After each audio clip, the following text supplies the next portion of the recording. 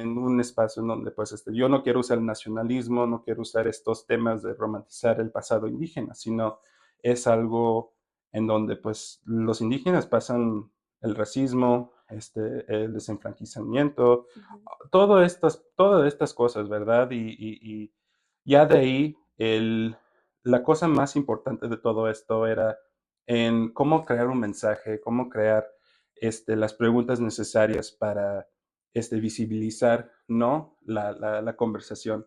Y yo